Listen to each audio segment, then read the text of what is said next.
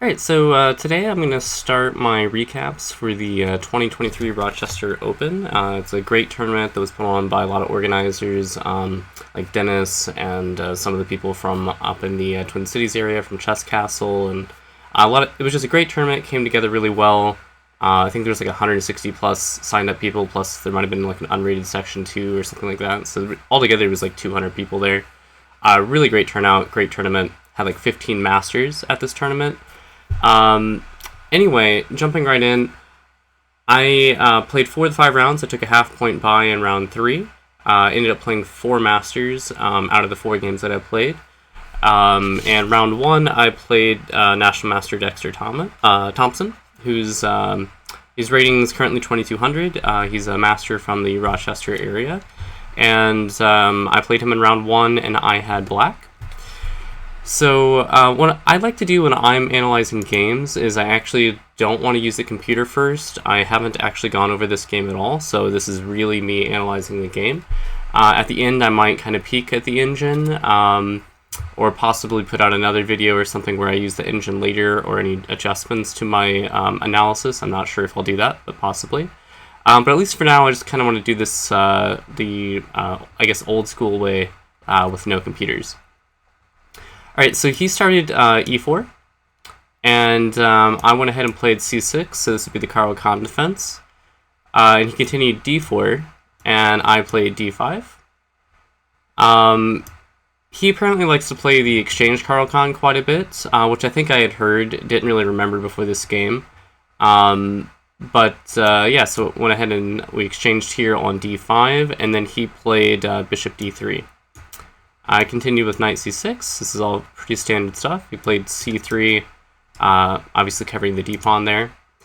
And then, I hadn't really done much prep before this tournament. I'd actually been sick quite a bit for the previous month, and I didn't want to miss the tournament since it was in my hometown and there was a great turnout, a lot of masters and everything. But I just really didn't feel I had the time or energy to prepare. But I had very briefly looked at playing queen c7 here, which is a popular line. It might have actually been a little risky to play because it's pretty sharp sometimes. I usually just play knight f6, but I had a game, I think it was against Kevin actually at the club, where I played knight f6 and I didn't play the lines right, but I got a little bit unpleasant of the position after bishop f4 here, which is kind of the point of queen c7, is to stop bishop f4. Anyway, I just figured, you know what, I'm just going to try and play principled chess. I know I want to stop this move, so I'll play queen c7. I don't really know the theory. I should, but I don't. But I'll just try queen c7 and see what happens. So he played knight f3, which the other idea when I played queen c7 was I remembered some lines where there's potential of taking this pawn and then taking this bishop. Obviously not with the queen here, but if the queen moves. And so the other idea when I played queen c7 was if he plays knight f3, I could play bishop g4, which I believe is a main move here. So I went ahead and did that. And I thought he would castle first, but he actually played h3.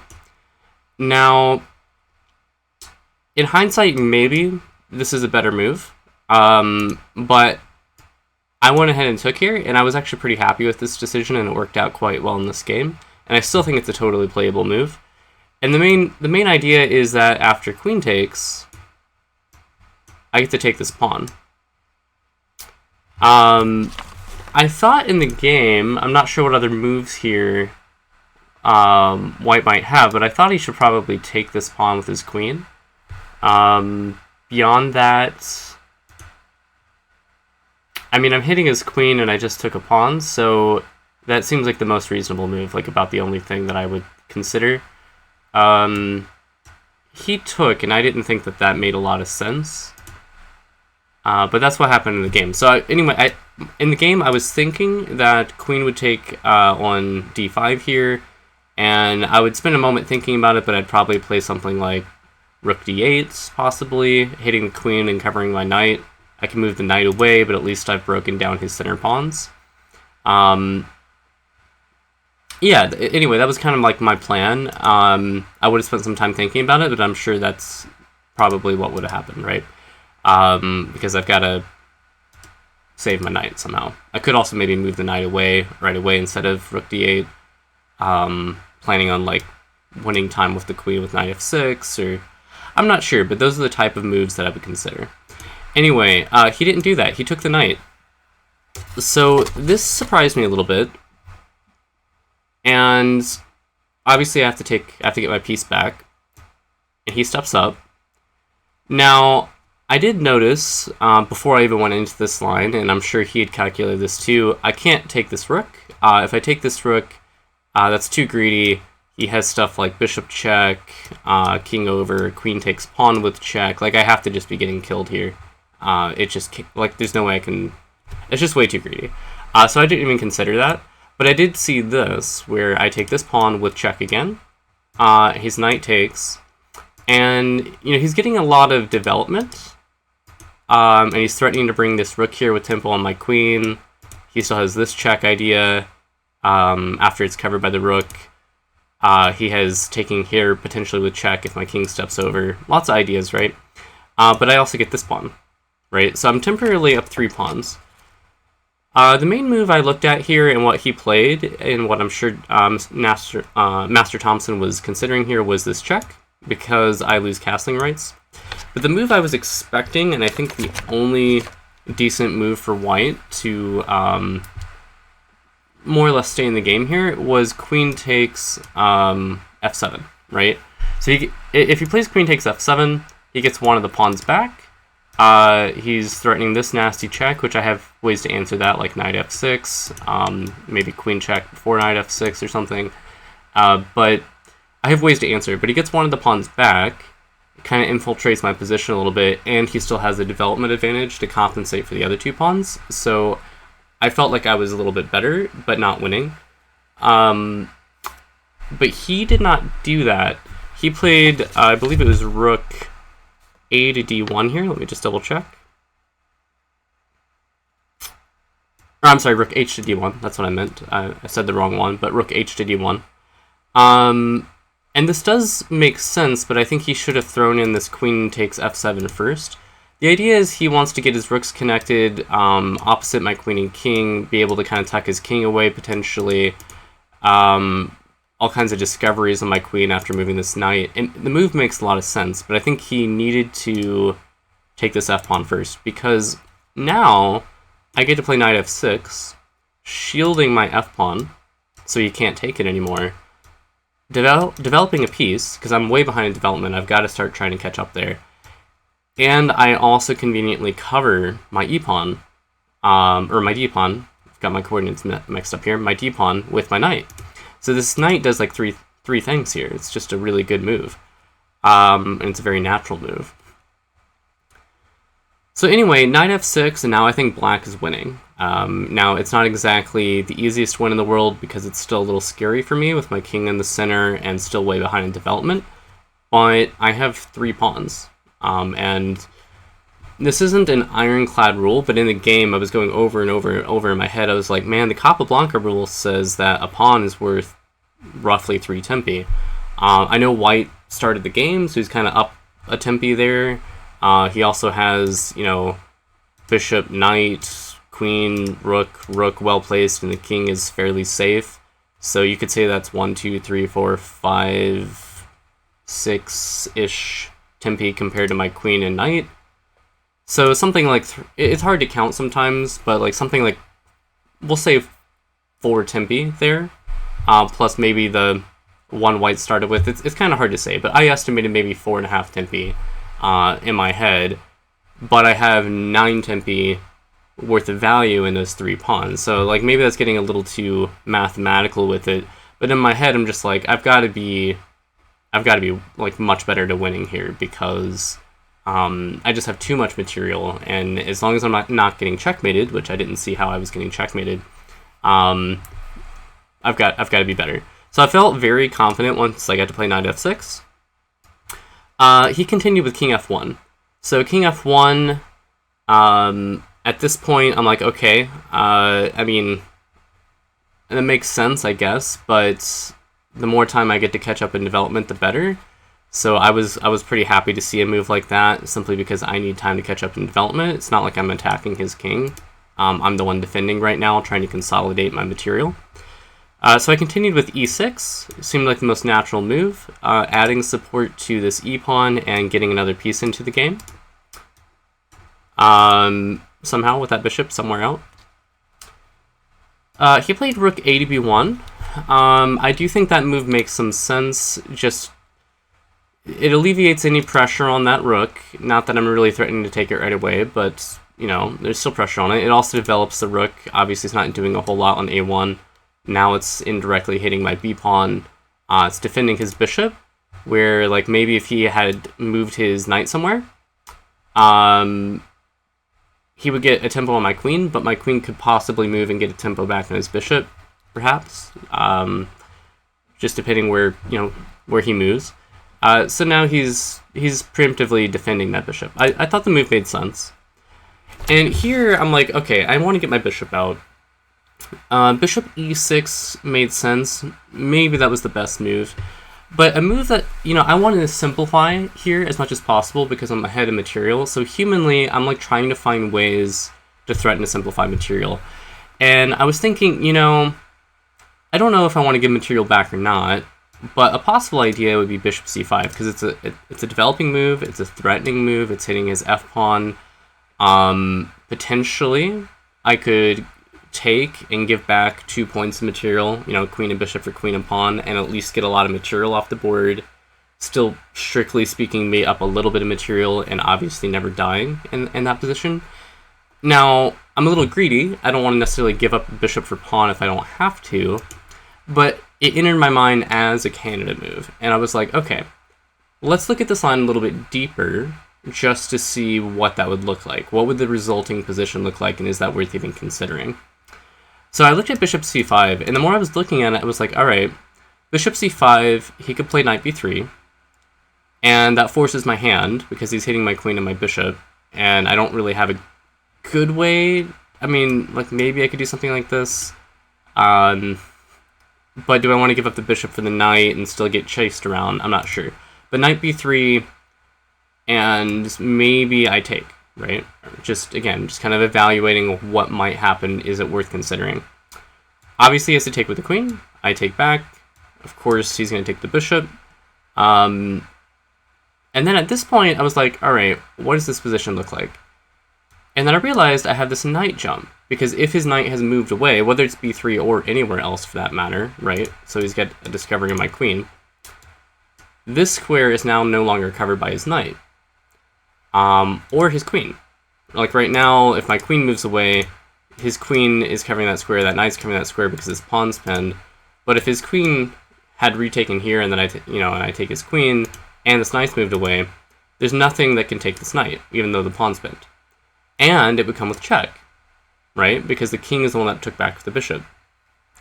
So at that point, I'm like, all right, well, I can look at this a little bit further, because after the check, he has moved his king. E3 is probably the most logical square, but no matter where he moves the king, I can move my knight again. And then I realized another great thing. I have a knight fork.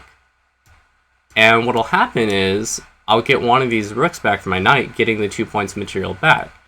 So long story short, I realized that I could play bishop c5, and what would happen is if white moves the knight, he doesn't have to, but if he moves his knight, I can force a trade of queen, bishop, and knight for queen, pawn, and rook. Now, strictly speaking, knight and bishop is not usually enough for rook and pawn. It's 6 for 6, but it's not usually considered, like the bishop and knight are usually slightly better, right?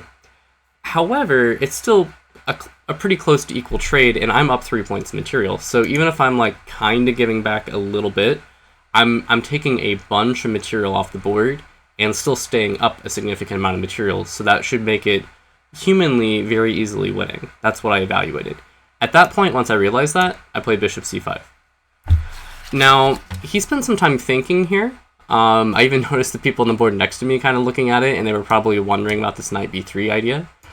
At first, he decided to play bishop e2, which kind of makes sense, because it doesn't commit to anything yet. He still has ideas on knight b3 or elsewhere if he wants, and it kind of follows his idea of he developed his rook, so now he's going to hit my b pawn.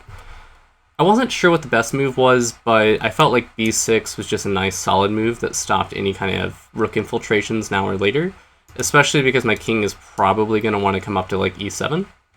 And I don't want any situation where that rook could possibly take that pawn. So I just played b6, seemed nice and solid, and now he plays knight b3. At this point, I was like, yes, I win. This game's over. And I seriously felt that way. Like, as soon as he played knight b3, I'm like 1-0. Or 0-1 because I'm black, you know. But nice start to the tournament. And I was just so happy. I instantly took this, and by instantly, I mean I took a couple seconds just to make sure I wasn't crazy. But very quickly took this pawn. He took, I took, he took, and then I played knight e4 check. As soon as I played knight e4 check, his eyes kind of lit up. He then proceeded to spend a few minutes thinking, and I think he realized that he had missed the whole knight check followed by knight c3. And understandably, he was pretty frustrated at this point because the game is over. So I'll kind of breeze through the moves after this. It's an interesting endgame, but for all intents and purposes, black is just completely winning. Okay, he played king e3. At this point, I played knight c3, of course, forking the rooks. He inserted bishop a6, which is a useful move covering this square so my rooks can't easily get to the c-file. However, since he played that, I'm still forking the rooks, which means I don't have to take one yet. So I went ahead and played king e7. He played rook dc1. That forces my hand because now I have to take it now or never. So I take the rook, he takes my knight. And at this point, I would like to be able to bring one of these rooks over so that when he plays rook c1, I can meet rook c7 check with rook d7. But that's going to take him 2 moves, right? And when he checks, I can respond blocking. So I only need 1 move to get to d8, and then I can respond to the check with rook d7. So that means I have a move here before he does that. And I realized that the best move is probably playing e5, just getting the nice big center, and more importantly, blocking out his knight. So now this knight has no forward moves. If he wants to use this piece, he has to move it backwards. So I felt like e5 was a very strong move here. I mean, I can play a lot of moves and still be winning, but just, you know, don't take your foot off the gas when you're winning, right? It also nicely kind of keeps his king out, too. So I felt like e5 was a nice kind of intermezzo move before I played rook d8. As expected, he played rook c1. I struggled a little bit with which rook to play. I'm not sure if it matters too much, but I did kind of notice, you know, this bishop is annoying, potentially hitting this rook and this pawn, and this rook won't have a lot of good squares. Also, I might, you know, start pushing my f pawn and want a rook over there. So I figured I'd use my a rook. Played rook a8. He did go ahead, well, he actually played rook c2 here. You know, he's kind of struggling for moves, so that's fine. Rook c2, I played f5, just grabbing more space. Part of it is I want to advance my pawns without allowing his king to step up. So I thought f5 was a good, you know, just nice huge center and kind of taking away squares. Alright, so anyway, after f5, he plays knight c1. So again, my pawns are doing such a good job of blocking out his knight. He really has to go backwards somewhere if he wants to try and make any kind of forward progress. So after that, I continued with d4 check. That was again part of my idea with f5 because he now can't step forward. He plays king e2. And I continued with e4 because e4 kind of comes with tempo because I'm threatening this fork, right? He played rook c7 check. I was, you know, that might be the best move here, I don't know, but I was happy to see that because I can just play rook d7 as I had planned. He takes and I take. And then he played knight back to b3. And I had actually seen this before I advanced with e4 that he would do this. Because it provokes this pawn forward, right? That's the only way I can defend the pawn, because my king is in the way of my rook defending it. And I also thought that that might be why he would play, you know, rook c7 check, rook takes. So I kind of provoked this by giving him a little bit of hope, but I wanted the rooks off, and I thought that this was totally fine for me, so I was fine with allowing this. All right, so his king stepped up after d3 check. He played king e3, and I went ahead and played g6. There's probably other moves as well, but just nice connect 5 here. After g6, he played g4, trying to undermine my pawns, and I played rook d8. So the idea of rook d8 is I'm going to move my king away, and then I'm going to try and start pushing this pawn forward further and see if I can make him give up a piece for it. So that was kind of the idea. Even if I lose a pawn over here somehow, even if I give up 3 pawns for one of the pieces, that's an equal trade. I still have plenty of pawns, and I'm still up a lot of material. It's very easily winning. I'm just looking for ways to liquidate into simpler endgames. Alright, so rook d8, and lost my track here, sorry. Move 33, he played g takes f5, so I played g takes f5, and he played knight d4. And I had also expected this, because it hits the pawn and prevents my king from coming forward to defend the pawn.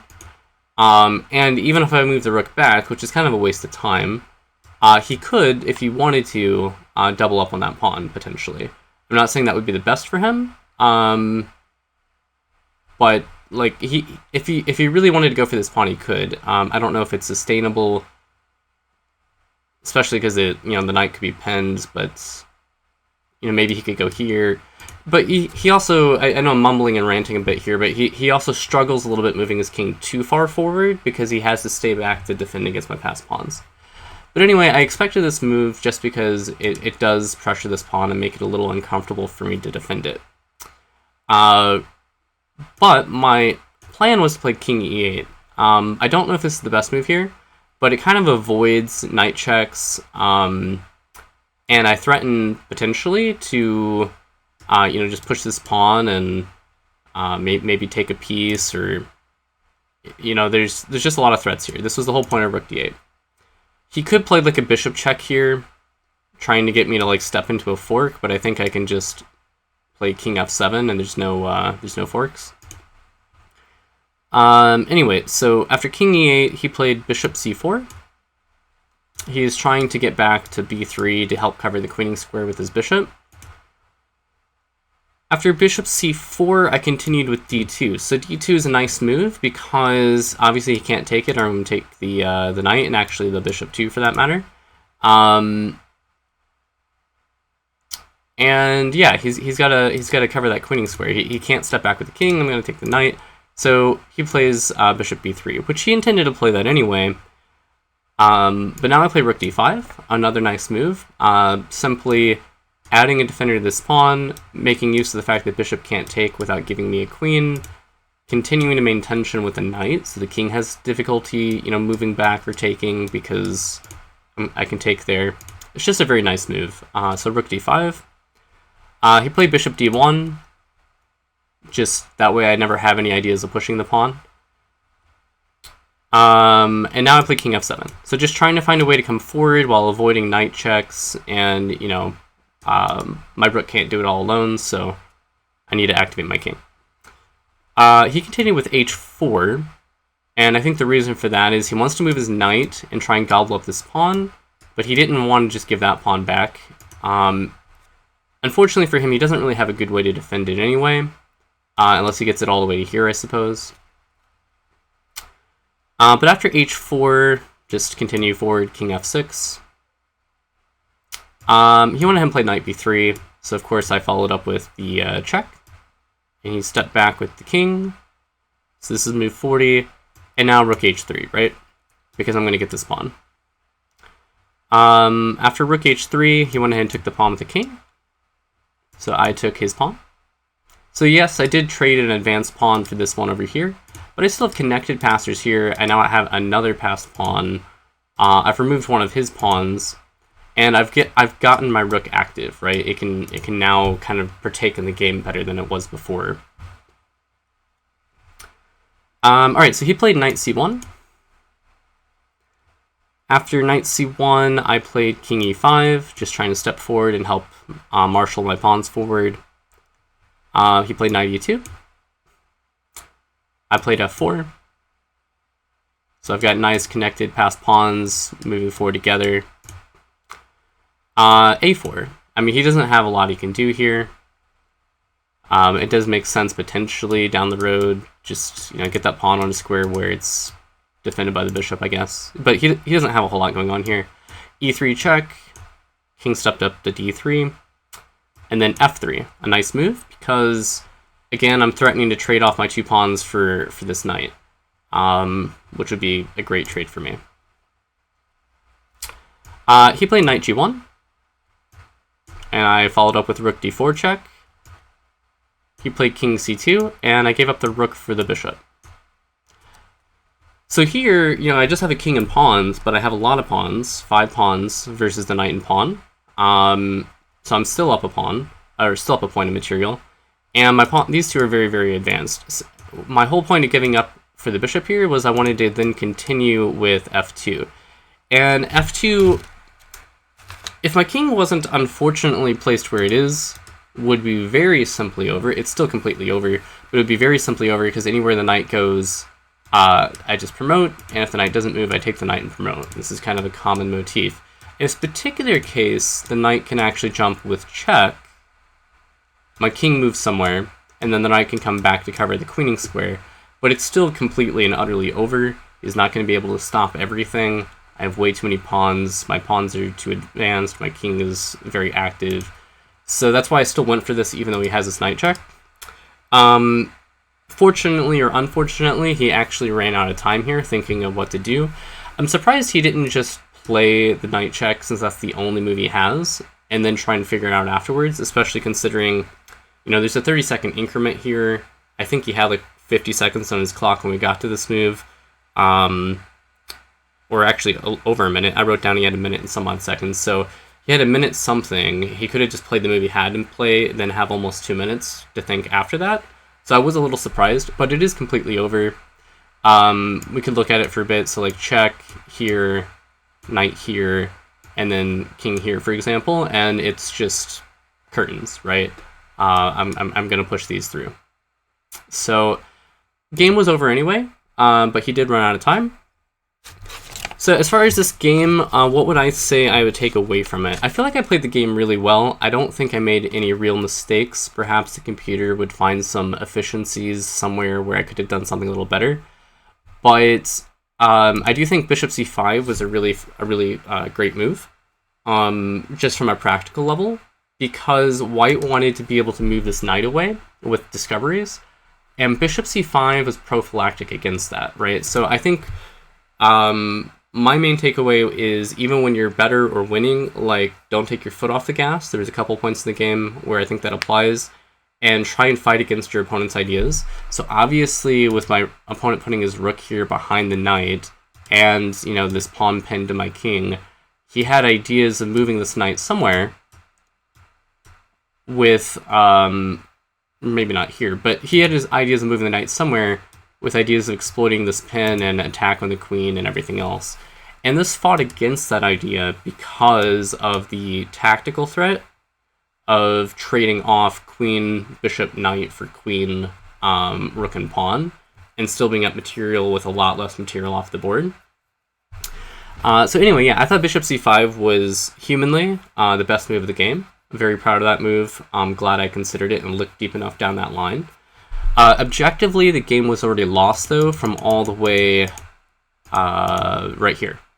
So really, the biggest takeaway, I would say, is for my opponent, and that would be, if you're going to go into like a sharp line like this where you think you have compensation for material, make sure that you're really critically evaluating your opponent's resources, like the defender. Because here, I think that black is slightly better, but white does have a lot of compensation, and it could be quite scary for me after queen takes f7. Where I probably have to play like queen check and knight f6 or something like this. And I'm only up 2 pawns, and white still has a big development advantage. And this could be scary for me. I could see this going either way. So yeah, I really think that the game hinged on this move right here. I'm not saying I wouldn't have still possibly won or what would have happened here.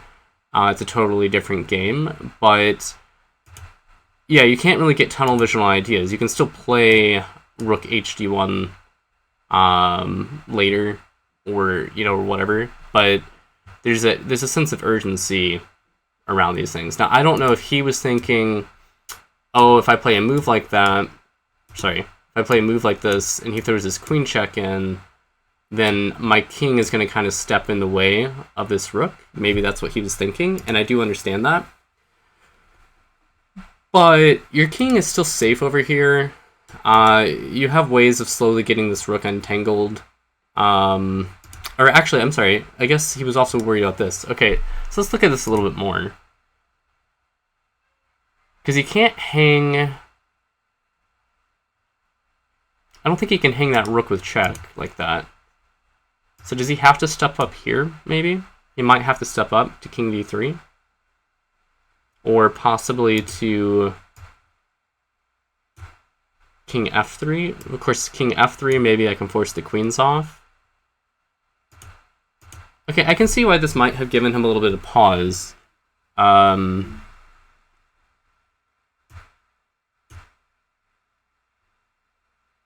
think he's fine after king d3, though. I don't see...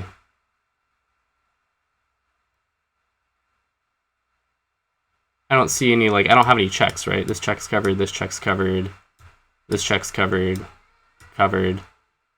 Yeah, so I think, I don't know, king d3 might be good enough, but in any case, great game for me. I was very happy to start the tournament this way, and I felt like it was maybe a little bit of a gift. My opponent just gave me all those pawns right away, but it worked out, and yeah, moved on to round 2.